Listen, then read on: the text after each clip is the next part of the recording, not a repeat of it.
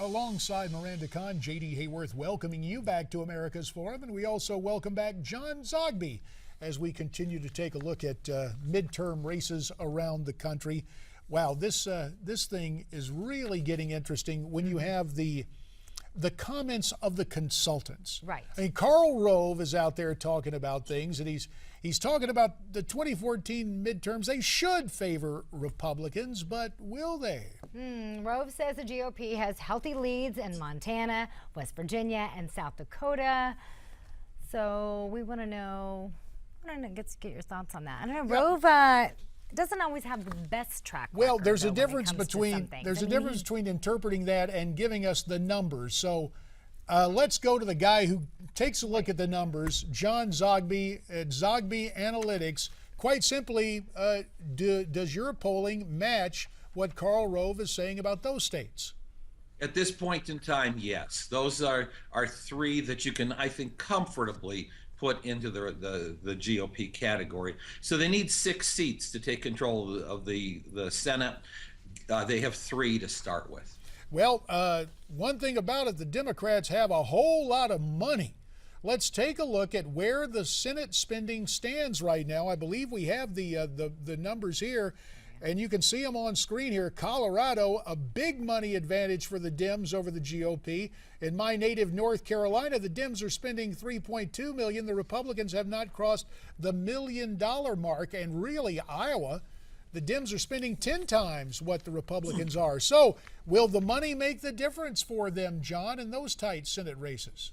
Well, you know, it won't hurt, although there is such a thing as too much money. But at least at this point in time, you have Republicans retaking a very tiny lead over Mark Udall, Gardner over Udall in Colorado. Udall had been seesawing back and forth, but today Gardner, the Republican, leads by a point or 2.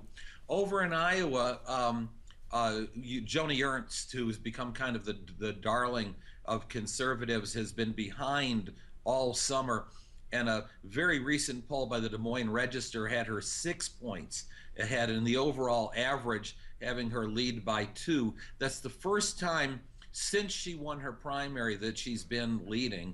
And even with money being spent to really delegitimize Joni Ernst as a candidate, the Congressman Bill Braley is really a troubled candidate. He's turned off some important voting sectors with just some not so good statements that he's made. So, John, before we move over to the governor races, real quickly, out of those 6 Senate seats, do you think the Republicans have all of them? What do you think are the sure bets? Well, it's possible that they do. I think come on, call it, John. I think North Carolina looks to stay Democrat. I think that all in all, I would say that Colorado will stay Democrat. I still think the Democrats have a chance to pick up Georgia. That's Sam Nunn's daughter.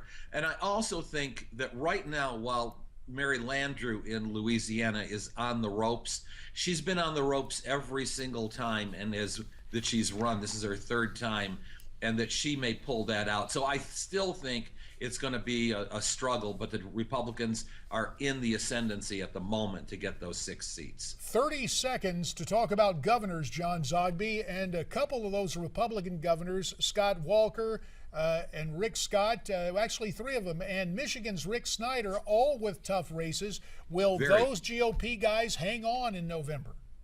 They look like they might. You know, they've been behind, but now they're in a lead, but again, only by 1.2 in Michigan and in Wisconsin. Rick Scott in Florida, that race is a dead heat. And that's 2 incumbents, you know, because he's running against Charlie Crist, who was a Republican governor. And so those are just too close to call. Well, that is something we will have to look at in the days ahead. John Zogby, you're the guy with the numbers. We hope to bring you back to discuss this before the midterm elections. And America's Forum will continue after this time out here on Newsmax TV.